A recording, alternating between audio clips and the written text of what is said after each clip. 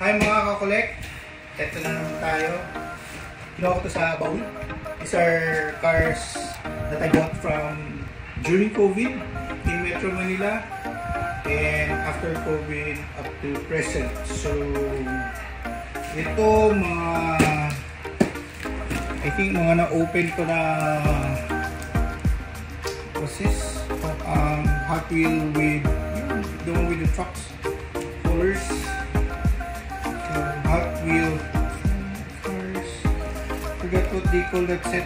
Mga may truck na may mga transporter. Hot Wheel transporter.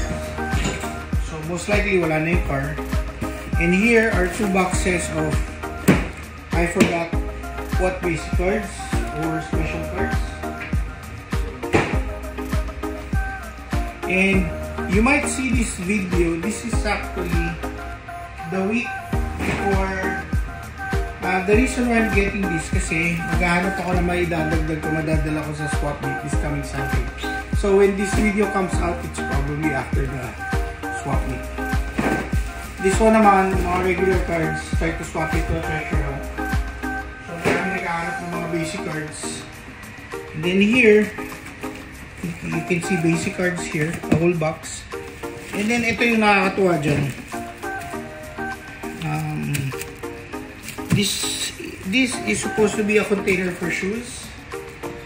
Pero as you know, last September, hanggang dito yung water dito. So maraming mga cards na biglang na-card.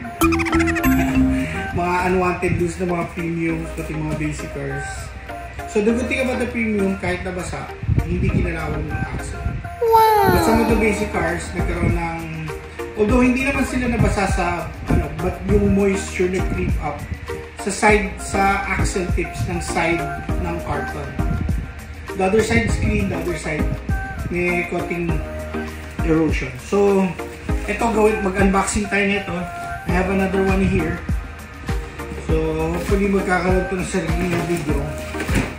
And then, ito, maghahanap na ako na pwedeng ibenta sa swap. Same here. But this video will be out after the swap, the 21st swap ng UCPH. Anyway guys, so dito ako kukuha ng mga ipopost ko next for sale. And sa lahat ng mga bumili, thank you. And hope by then na-post ko na to pag nakita nyo itong video.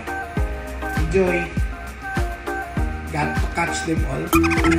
Yeah, bye-bye. Like and subscribe.